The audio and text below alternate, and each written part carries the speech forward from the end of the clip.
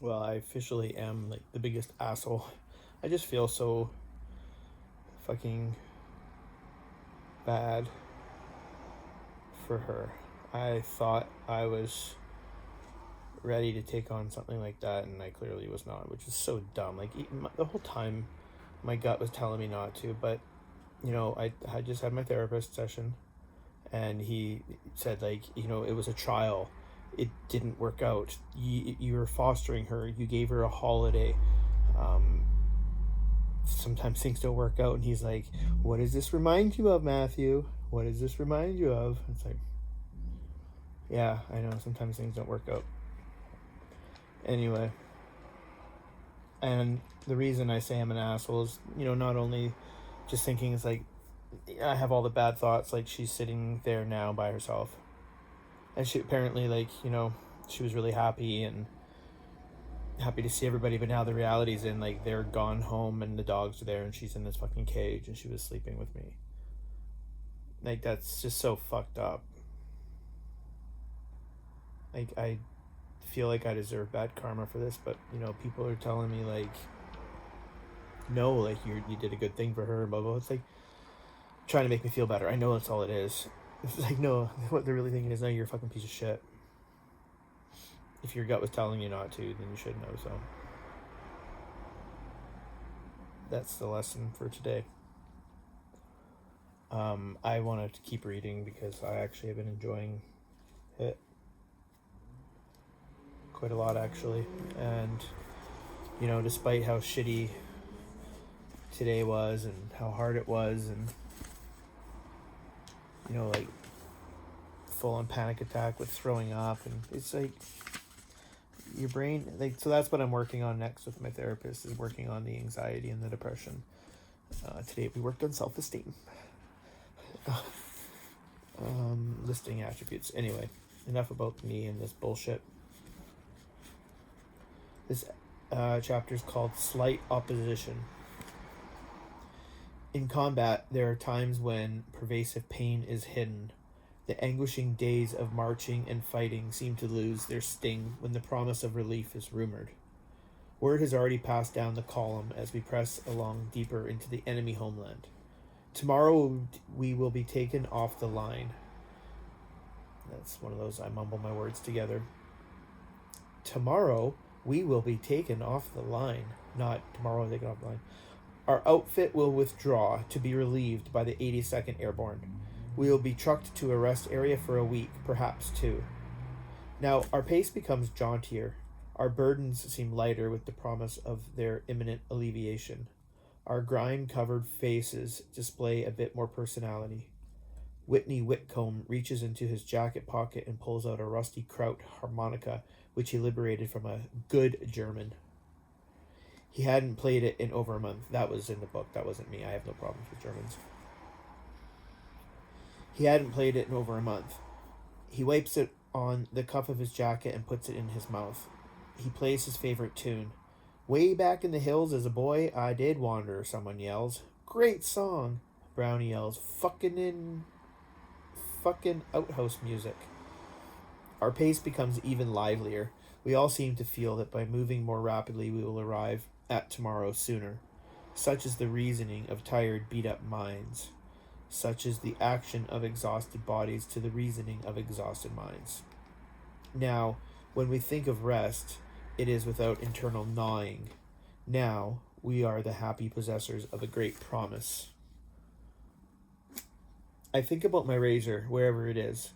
I wonder if I still have a bar of real soap in my pack. I think about liberating a mattress somewhere to fix up my sleeping bag in style. I take a quick glance at these photos, which I carry in my upper left-hand pocket. We'll be relieved tomorrow. Now it's safe to be a little sentimental. I notice several of my buddies are now digging out their snapshots and rereading old letters. We're making good time toward our destination, whatever it might be. Time is passing. I wonder whether we will be relieved in the morning or the evening. But nevertheless, tomorrow, sometime, is our big day. Why worry? Yeah, why worry? Fuck. That's all I do is worry. The evening sunset reflects its orange-yellow on our faces. A cool evening breeze comes up. We are happy now. Tomorrow is nearer. Some of the guys wear silly-looking smiles. Perhaps we're thinking of the past. Our past seems much closer to us when we're happy. The GI tension is dissolving from us with each step we take toward tomorrow.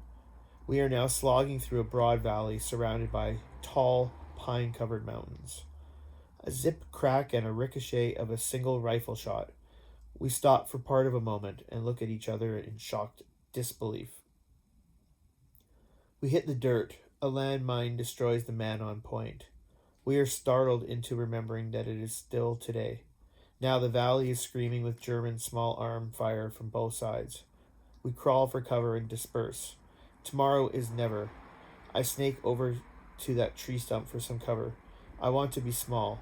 An ant could hide from that gunfire. I feel how strongly my heart is thumping. The ugly cacophony of the firing rattles up my spine and beats upon the upper vertebrae in my neck. The depressing smell of cordite fills my lungs. I hug the earth. I want to merge into the earth. The vicious steel must not find me. Sweat crawls down my face and drops onto the ground from the tips of my nose and chin. 15 feet behind me, Brownie weakly calls for a medic. Then his voice suddenly dies off. I glance to my right. A GI lies there, face down. He is not searching for four-leaf clovers. He has no use for them now. His luck has run out. See, there's a clean hole in the side of his helmet. The dark stain on his collar is darker than sweat. The sky has become much deeper now. Someone scampers over to me. He tells me to direct my fire in the general direction above that clump of brush. Then he scampers away. I realize that was my lieutenant. His face looked much younger than it did in training back in Louisiana. Strange. Perhaps the mud hid the worry lines. I fire 3 clips of 8 towards the brush.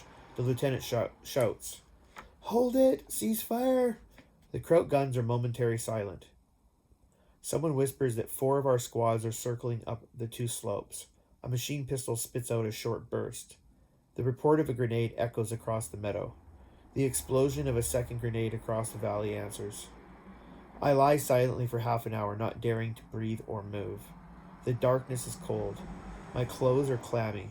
Now with every thought of a safe home, a warm home, a loving home, I tremble. Perhaps I tremble because I am cold. Perhaps because I now believe I'll never see home again. But the darkness helps. No one can see me shake. Our radio has been shot up, so a runner is sent to battalion headquarters, or HQ. It's written HQ. With a report of the action in our position. The wounded are being attended by the company aid men.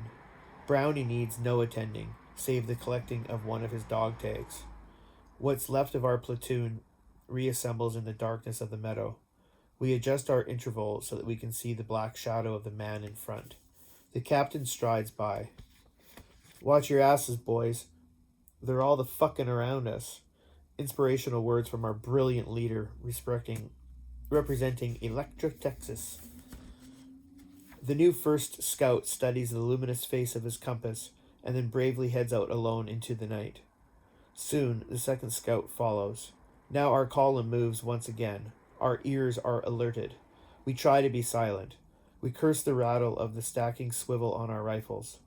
Some guys roll condoms over them. Slowly, cautiously, we push ahead. Occasionally, we halt while the scouts check their bearings. We make our way through rugged ground. We walk with uncertainty and pain. We keep an extremely straight line, for we know the path is mined.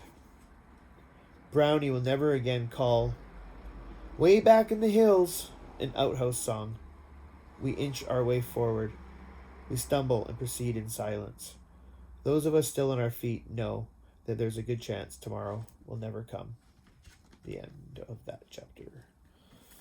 I mean, fuck. You know, in the documentary,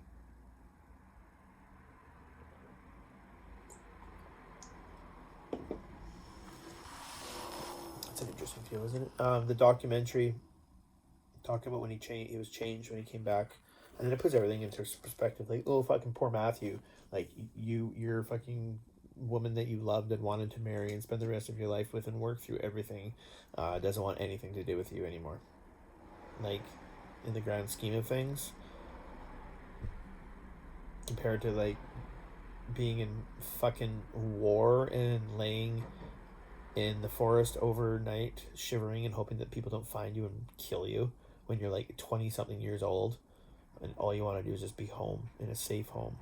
I want a safe home. I'm sorry that we didn't have a safe home together. We did. I know you were always black and white. It wasn't always that bad.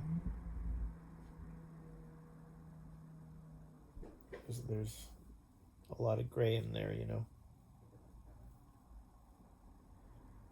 Anyway, I might read later, but the one thing today that really brightened my day, and it was a super happy, even if it was inconsequential over a subscription, it really brightened my whole mood after feeling really dark and distraught. So, thank you.